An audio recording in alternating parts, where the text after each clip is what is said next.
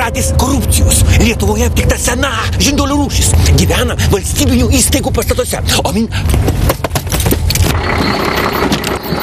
minta lapeliais. Žmonių dar vadinamomis kupiūromis. Jų skleidžiami garsai primena nerišlią žmonių kalbą. Dažniausiai tokie garsai reiškia, kad jie šalkia ir reikalauja iš jūsų maisto. Tokius gyvūnus šerti griežtai draudžiama. Bet jeigu vis dėlto neištvėrite, praneškite tuoj pat mums.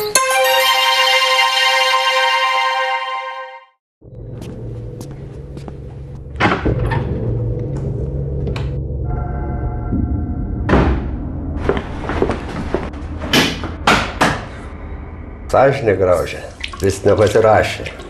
Tempė gumą. Žodžiu užkniso ir davei.